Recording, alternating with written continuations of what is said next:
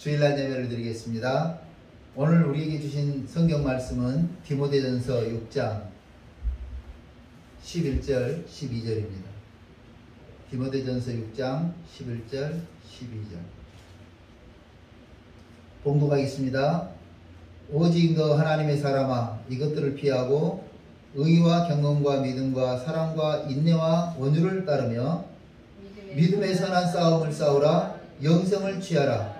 이를 위하여 내가 부르심을 받았고 많은 증인 앞에서 선한 증언을 하였도다. 아멘. 정체성이라는 단어가 있습니다. 아이덴티티라고 그러는데요. 정체성이라는 단어가 있습니다.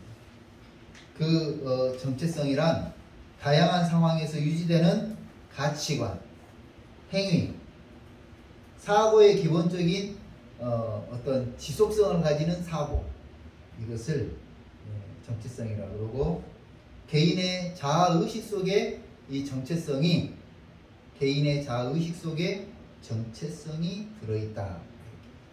그러니까 이 정체성이라고 하는 것은 그 사람의 본질을 의미하는 거예요. 그래서 자신의 그 자아의식 속에 묻어있는 것이 말로, 삶의 형태로 나타나는 것이 정체성이라고 합니다. 그래서 이것을 존재의 본질이라고 말해요. 철학자들은 존재의 본질이에요. 미국의 유명한 배우이자 교수인 매튜 맥커너이라고 하는 교수가 나는 누구인가를 고민하면서 그 책에 이렇게 썼어요. 먼저 자신을 바르게 세우라. 나는 누구인가를 고민하면서 자기 자신을 먼저 바르게 세우라는 거예요. 그 자기 자신을 바르게 세우는 방법을 연구해야 된다는 거죠. 그러면서 하는 말이 영혼을 위태롭게 만드는 일을 절대 하지 마라. 중요한 말 같아요. 영혼을 위태롭게 만드는 일은 절대 하지 마라. 이 영혼을 위태롭게 만드는 일이 타인으로부터 자기 자신을 깎아내는 거라는 거예요. 자기에게 마이너스를, 인상을 주는 그런 것들이다. 그래서 영혼을 위태롭게 만드는 일을 하지 마라. 맥커너이 교수는 나는 누구인가를 고민하면서 자기 자신을 바르게 세우라. 그래서일까요? 현대를 일컬어서 정체성의 혼란을 겪는 시대다. 이렇게 말을 합니다. 정체성의 혼란을 겪고 있다. 아침인가 어젯밤인가. 제가 장거리로 어디를 다녀오다가 이제 비몽사몽인데 무슨 이야기냐면 또 하나의 가족이란, 또 하나의 형태의 가족이라는 그런 방송인데요. 뉴스에 나왔어요. 남자하고 남자가 결혼을 했다. 그런데 인정을 받지 못한다는 거예요. 그래서 이 사람이 아프면 다른 사람이, 가족이 가서 약을 받아다 줄 수 있고 이래야 되는데 가족이 아니라는 거죠. 왜? 법적으로 남자와 남자가 결혼하는 것은 인정되지 않아요. 여자와 여자가. 그래서 호적 등록이 안 되기 때문에 인정받지 못했다. 그래서 그것을 방송에서 당연시 취급하고 있다는 게 문제예요. 정체성의 혼란을 겪고 있는 거예요. 남성인지 여성인지 교사인지 학생인지 정치인인지 자기가 사업가인지 자기가 도둑놈인지 정체성이 없는 거예요. 그러다 보니까 국민들은 생각하기를 정치인은 모두 도둑놈, 그런 인식을 갖고 있는 것 같아요. 혼돈하고 있는 정체성을 보호받고 싶어 하면서 법을 무시하고 오히려 때로는 법을 고쳐버리는 것, 이것이 바로 이 정치인들의 모습이에요. 삐뚤어진 정체성을 인권이라는 프레임을 가지고 수면 위에 띄워 올려가지고 그 본질을 흐리면서 가치관을 혼란스럽게 만드는 것. 이것이 바로 지금 이 시대의 모습이에요. 정체성의 혼란을 겪는 것이 비단 교회 밖에뿐만인가? 아니더라는 거죠. 교회 안에서 정체성의 혼란을 겪는 사람들이 많이 있어요.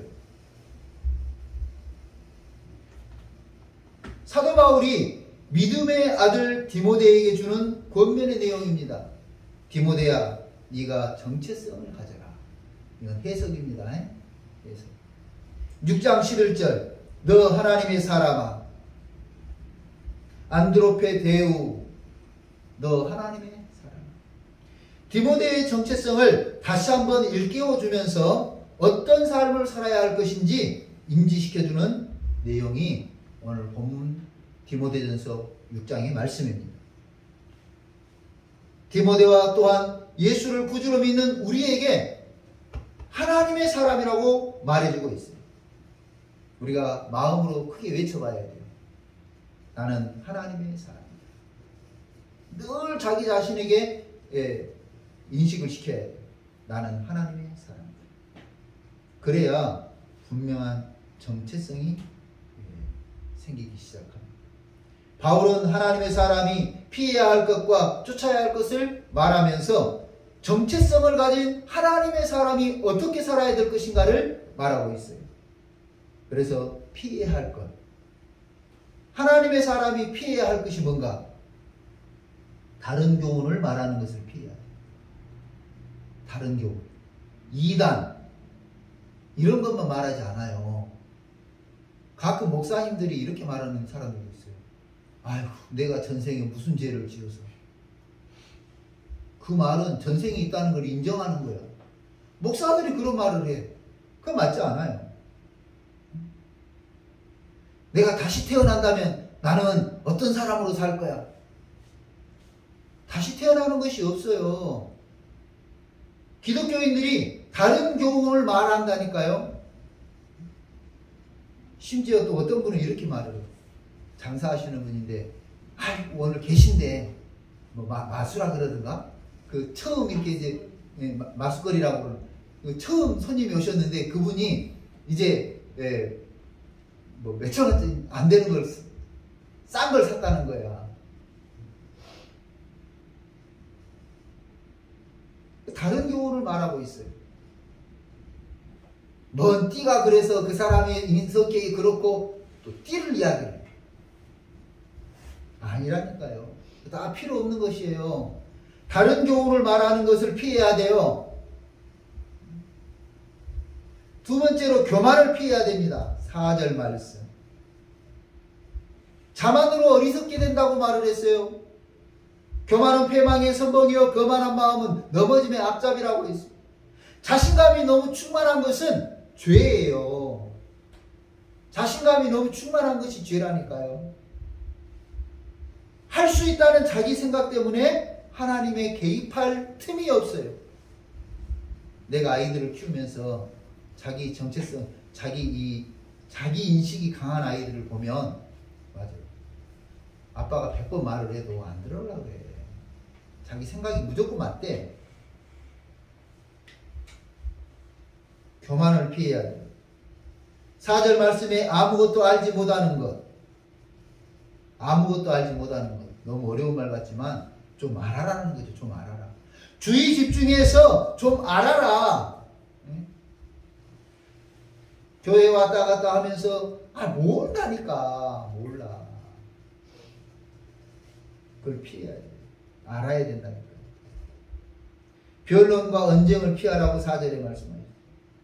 이 변론과 언쟁은 철학적 탐구를 가지고 뭔가 알아내서 그것으로 논쟁하는 것. 지구가 둥글면 뭐하고 평평하면 뭐할 거예요? 여러분 삶에 큰 변화가 있나요? 몇 달 전에, 두어 달 전에 어떤 사람이, 미국의 어떤 사람이 지구가 평평하다고 자기가 입증하겠다고 개인 비행기 타고 입증하겠다고 그랬는데 결국 비행기 추락사고로 죽었어요. 쓸데없는 논쟁으로 시시비비를 가리면서 옳으네 그르네 하면서 별로 중요하지 않아요. 우리 개인들에게는 지구가 둥글면 뭐하고 평평하면 뭐 할 거예요.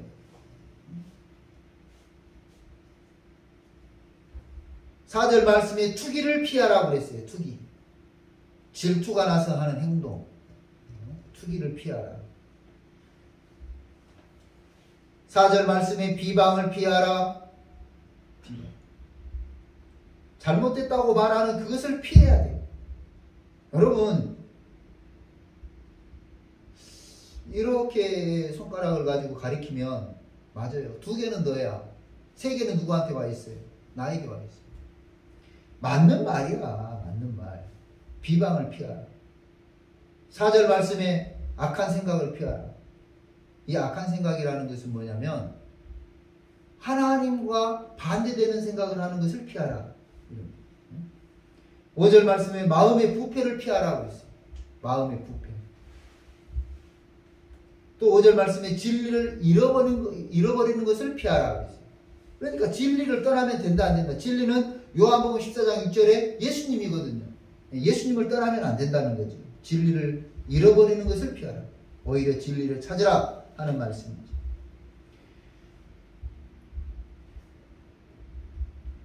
구절 말씀에는 부패해지려는 마음을 피하라. 부패해지려는 마음.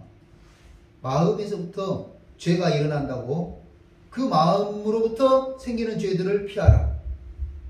그런데 이 부패해지려는 마음을 사도 바울은 뭘로 표현을 했냐면 10절에 돈하고 연관시켜서 말을 했어요. 10절 우리 다 같이 한번 읽어볼까요? 시작. 네, 큰 소리로 시작. 돈을 사랑하니 일만하게 뿌리가 되나니 이것을 탐내는 자는 미혹을 받아 믿음에서 떠나 많은 근심으로써 자기를 찔렀도다. 그러니까 돈을 사랑하는 이 부패해지려는 마음은 뭐가 연관이 되어 있어요? 돈과 연관이 되어 있어요. 돈이 필요 없다는 말이 아니죠. 돈을 뭐 하는 것? 사랑하는 것. 돈을 사랑하는 것. 그것이 일만하게 뿌리다. 돈을 더 사랑하여 부패해지려는 마음이 바로 피해야 될 것이에요. 9절 말씀에 시험과 올무를 피하라고 했어요. 시험과 올무. 여러분, 우리가 가끔 사람을 시험을 해볼 때가 있어요. 테스트 해봐요. 우리 간 본다 그러죠. 그걸 피해야 된다니까. 그것은 우리가 할 것이 아니라. 9절 말씀. 여러 가지 어리석고 해로운 욕심에 떨어지게 된다고 그랬어요. 결국 파멸과 멸망에 빠지게 된다.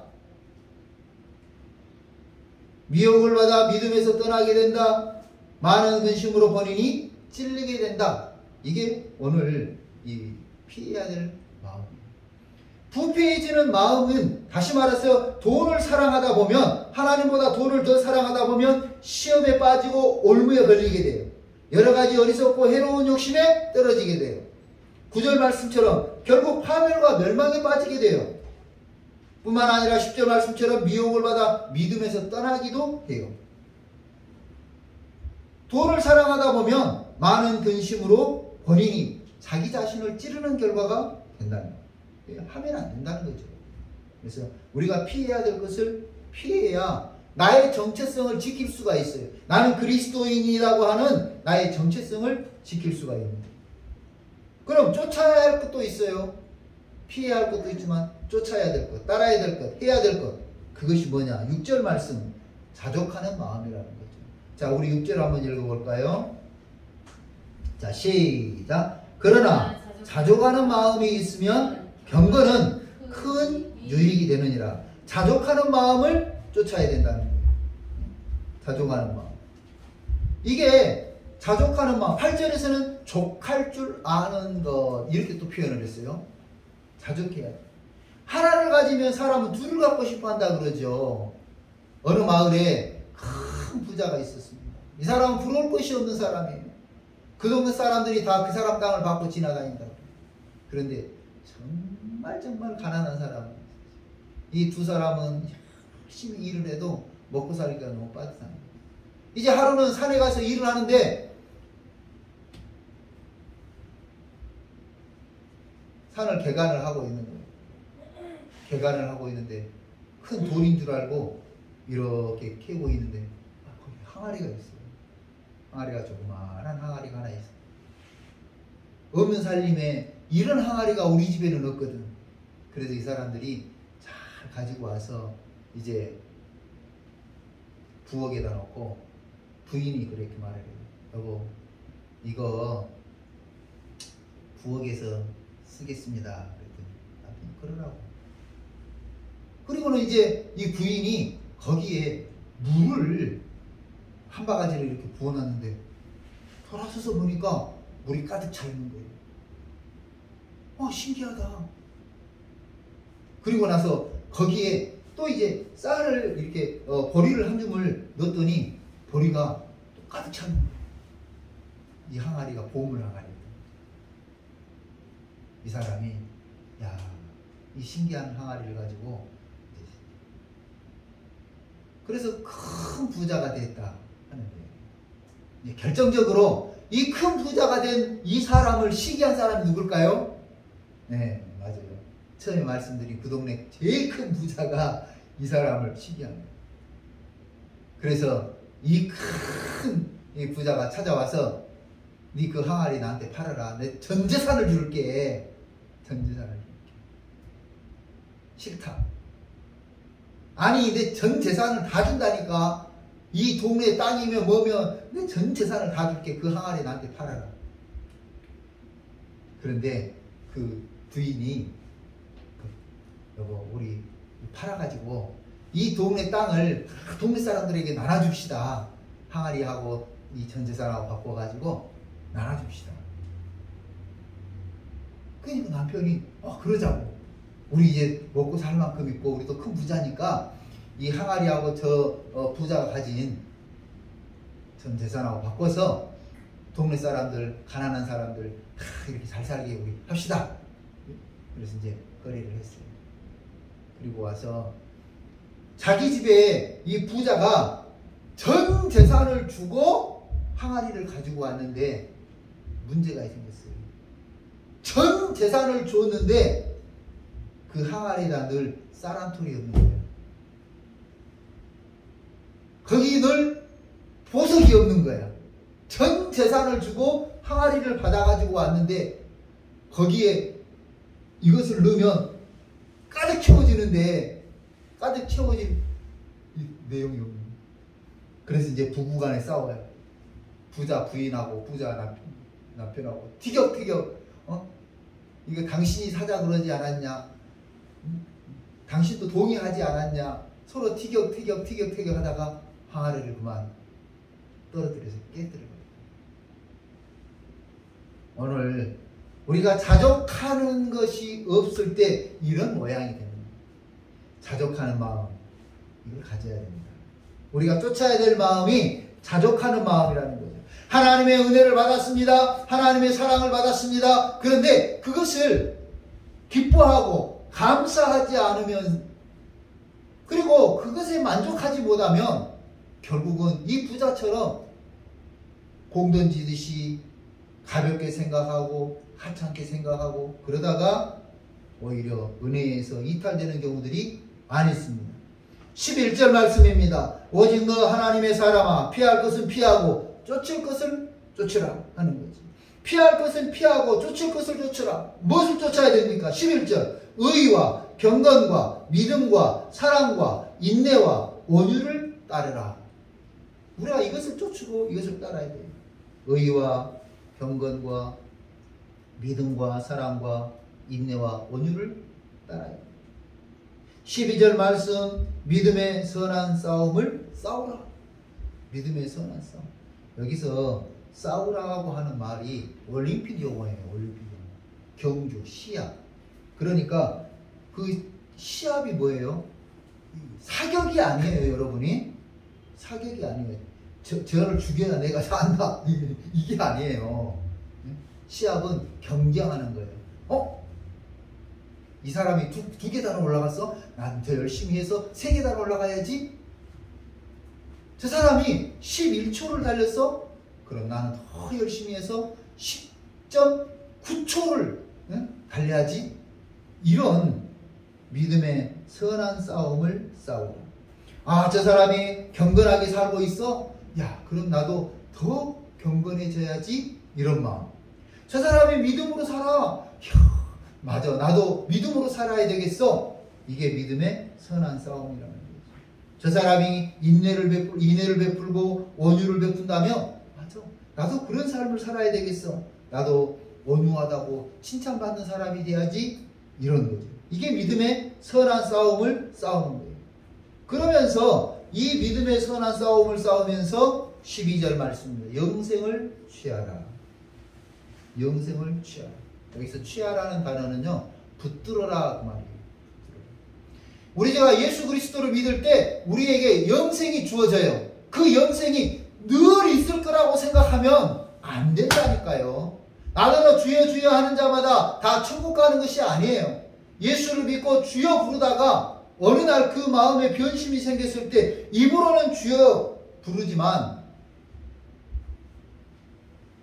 그래서 영생을 취하라는 말은 영생을 붙들어라 그 말이에요. 영원한 생명, 끝없는 생명, 거룩함과 사랑과 평안과 기쁨이 있는 그 영원한 생명을 붙들어라. 우리 구주 예수 그리스도를 믿음으로 말미암아 하나님이 주신 축복의 은혜를 끝까지 붙들어라.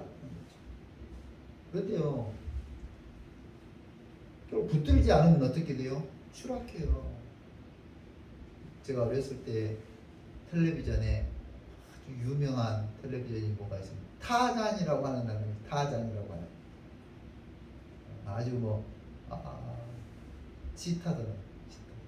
그런데 타잔이 이쪽 나무에서 저쪽 나무로 가면서 그 나무 줄기를 있잖아요. 그 붙들고 있어야 돼요. 그걸 놓으면 낭떠러지로 추락하는 거예요. 영생을 붙들어야 돼요. 하나님이 주신 생명을 붙들어야 돼요. 끝없는 생명을 붙들어야 돼요. 하나님이 우리에게 주신 거룩함과 사랑과 평안과 기쁨을 붙들어야 돼요. 그걸 놓쳐버리면 결국은 생명 없는 믿음 생활을 하게 됩니다. 결국은 사랑 없는 믿음 생활을 하고, 결국은 평안이 없는 믿음 생활을 하게 됩니다. 결국은 기쁨이 없는 믿음 생활을 하게 됩니다. 영생을 취하라. 다시 말해서 영생을 붙들어라. 이것이 오늘 우리 그리스도인들이 하나님의 사람이 해야 될 일입니다. 오늘 다시 한번 생각해 봅시다. 나는 누구입니까? 나는 선한 그리스도인이다. 나는 하나님의 자녀다. 그리스도인의 정체성을 가지고 살아야 합니다. 피할 것을 피하고 쫓을 것을 쫓으면서 해야 될 것을 하면서 바로 자기 정체성을 유지해 나가야 합니다. 가끔 평가절하되는 것도 기분 나쁘죠. 우리가 내 자신이 평가절하받는 것도 기분 나빠요. 또 너무 과대한 평가를 받는 것도 부담스러워요. 그래서 적절한 평가를 받는 것이 중요한데, 그 평가하는 과정에서 가치를 누가 매기는 거냐면요, 누가 뭐가 중요하냐면 본인이 중요해요. 본인이 자기의 가치를, 화를 내야 될 때는 내세요. 그런데 지혜롭게 내세요. 꼭 내야 돼요. 또 화를 내야 될 때 내지 않으면 사람들은 쉬퍼봐요. 제가 상담을 한다고 하면서 항상 누가 뭐 말하면 이런 단어를 먼저 썼어요. 아, 그래요? 내가 알고 있는 이야기야. 그런데 그 사람이 이야기하면 아, 그래요? 내가 처음 듣는 것처럼 아, 그래요? 아, 그래요? 그랬더니 어느 날부턴가 사람들이 쟤는 아는 것도 없어. 그래 나를 평가절하하더라고. 맞아요. 내가 별로 아는 건 없지만 그래도 또 아는 거 꽤 있거든. 그래서 이제 또 한 몇 년 그렇게 살다가 작전을 바꿨어요. 아, 그래요? 그러면서 내가 아는 이야기를 이제 풀기 시작한 거예요. 그랬더니 또 사람들이 자기보다 많이 아는 사람은 또 대화하기를 싫어해요. 그래서 야, 이 처세술이 어렵긴 어렵다. 중요한 것은 자기가 자기의 가치를 스스로 매겨가는 거예요. 자기의 가치를 스스로 매겨요. 그리스도인의 정체성은, 그리스도인의 가치는 누가 매기는 것이냐면 본인이 매기는 거예요. 하나님이 나를 어떻게 평가하실까? 본인이 매기는 것이고 사람들이 나를 어떻게 평가할 것인가? 본인이 매기는 거예요. 나의 정체성을 확고하게 만들기 위해서는 여러분 우리가 우리 스스로의 믿음을 굳건히 해야 됩니다. 의와 경건과 믿음과 사랑과 인내와 온유를 따르면서 선한 싸움을 싸우고 영생을 취해야 됩니다. 그러면 우리 가치는 상승합니다. 그런데 반대로 피해야 할 것을 피하지 않아요. 다른 교훈을 말하고 교만하고 아무것도 알지 못하고 변론이나 언쟁을 좋아하고 투기하고 분쟁하고 비방하고 악한 생각이 마음이 부패해지고 진리를 잃어버리면서 경건에 이르지 않는다면 사람들은 타락한 그리스도인이라고 말할 것이고 하나님께서도 인정하지 않을 겁니다. 그래서 우리가 피할 것은 피하고 쫓을 것은 쫓으면서 우리가 선한 그리스도인. 다 같이 해봅시다. 너 하나님의 사람아. 너 하나님의 사람아. 다 같이 크게 시작. 너 하나님의 사람아. 아멘. 아멘. 하나님의 사람이라고 하는 그 정체성을 가지고 하나님의 축복과 하나님의 사랑을 받는 우리 능동교회 성도들이 다 되시기를 주님의 이름으로 축원합니다.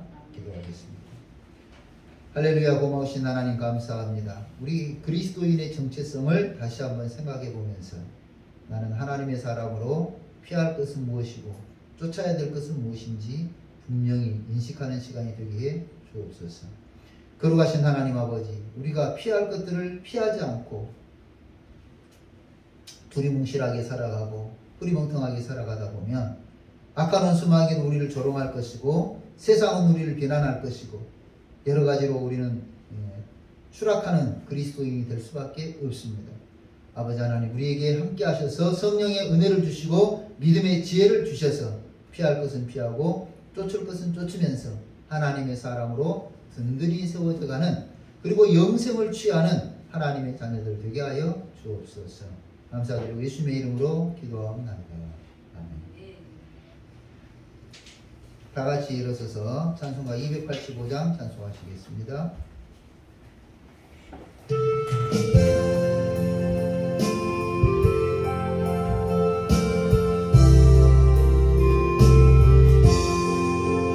내 말씀하던 그날 참 예쁘고 배도나 이 기쁜 마음 잊었소.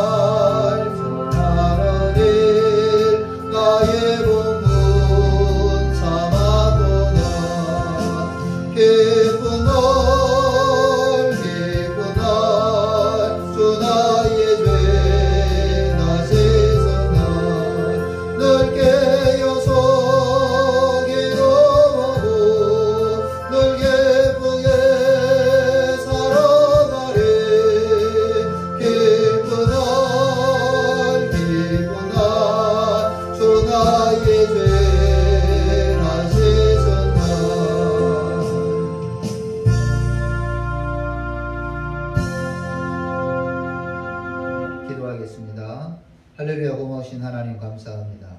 오늘 하나님 앞에 예배를 드리며 10의 1조 예물과 또 각종 예물을 드렸습니다. 아버지 하나님의 것을 하나님의 것으로 구분하여 드리는 손길을 기억해 주시고 또 취업하고 감사해서 감사하는 그 마음도 기쁘게 받아 주옵소서.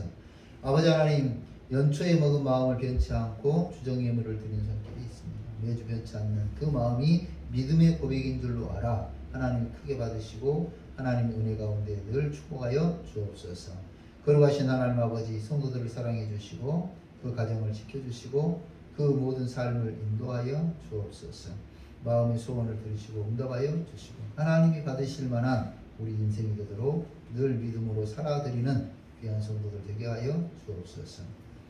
이제는 우리 구주 예수 그리스도의 은혜와 하나님 아버지의 무한하신 사랑과 성령의 위로하시고 교통하시고 충만하심이 하나님의 사람으로 정체성을 가지고 살기로 결심하는 우리 모든 능동교회 성도들과 그 가정과 생활 위에 이제부터 영원토록 함께 계시기를 축원하옵나이다.